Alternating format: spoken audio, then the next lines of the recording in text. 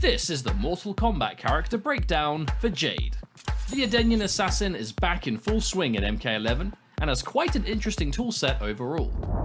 Jade is a character who excels from specific ranges, be it full screen with projectiles or just around jump distance due to some impressive long range attacks that she has as a base. Her overall specials will be familiar as she has her glaive projectiles, nitro kick, and most importantly, her projectile immune glow. Emerald Defender is the variation that wants to control the distance using powerful projectiles. When her plethora of ranged attacks are working well, they go hand in hand with her glow, as she can keep opponents away while being immune to fireballs herself, though rather lacking in close range options as a trade-off. Jaded is the variation that sees the most tournament play, as it's much more of a hybrid variation. Jaded still has keep away options due to Jade's universal tools, but this variation is much more focused on closing the space quickly with the pole vault run and extension to the nitro kick, giving her easy access to frame advantage and deceiving damage up close with the pole vault attacks. Jade has seen a lot of play in the EU side of things in the MK11 Open Series, and is a worthwhile addition to any player's roster.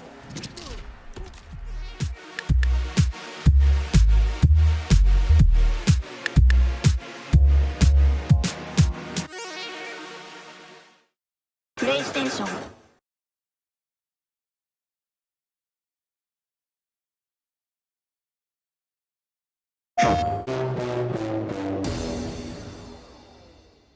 This is the Mortal Kombat character breakdown for Liu Kang. Liu Kang has been one of MK11's most common competitive characters, and for good reason. He is a pressure king and fits a style that resonates well with a lot of Mortal Kombat players. Lohan Xuan is the most popular variation and has a familiar Liu Kang toolkit, gaining a low fireball which adds a lot to his neutral game as well as his offense, a stance with various options, and a parry that can lead to absolutely crazy damage if it crushing blows away from attack. Wuxi Legend is the variation for built-in mix-up options. You gain a buff which adds to your fireball damage, and the most common aspect of this variation, the teleport. This teleport grants a number of attacks that hit in various directions, and can quickly overwhelm opponents who are not ready for which one you've chosen to attack. And finally, a projectile parry. Dragon's Breath is for the Liu Kang players who want to add an extra layer of mind games to their play with some added risk. You gain a stance with overhead and low options, but most importantly a command grab. Liu Kang is a character that keeps you blocking very quickly and often, so having a command grab to go alongside that can be terrifying, although dangerous as it is a high command grab and can be punished heavily.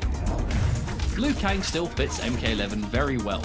A consistent pick in all things competitive, we will no doubt continue to see more of him as time goes on.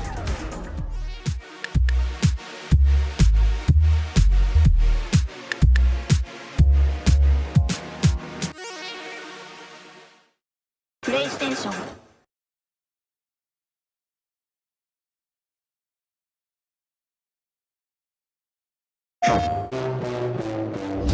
This is the Mortal Kombat 11 character breakdown, RoboCop.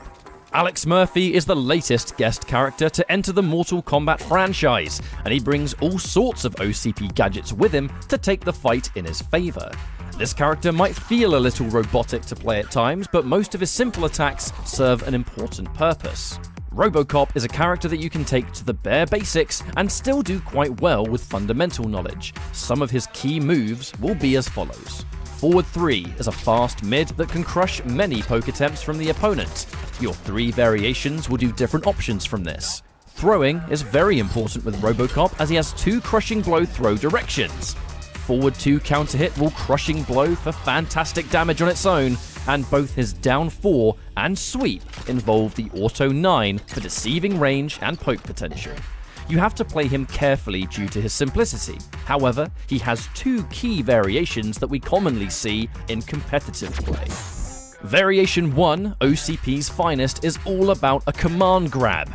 It hits mid, so you can't just neutral duck it like most command grabs. It can easily catch you out if you're not looking out for it, but it also means that his other attacks, mostly within this retreating or advancing auto 9 shot, works well off of your forward 3 mid if they try and challenge the command grab instead.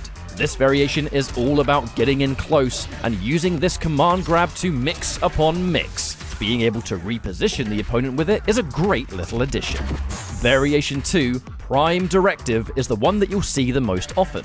It is built to do one thing and one thing only: zoning. This variation keeps the opponent at far distances with a low auto 9 that can be amplified, a wrist cannon with fast startup speed, and a flamethrower that has fantastic plus frames on hit when amplified. This is not a flashy variation by any means, but every single projectile serves a specific purpose for where you think the opponent might be on the screen at the time. A nice addition here is that low auto 9 will crushing blow if you go underneath a high projectile. Your move, creep.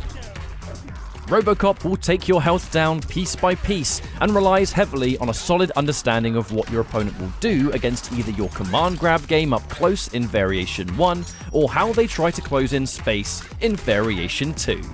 Thank you for your cooperation.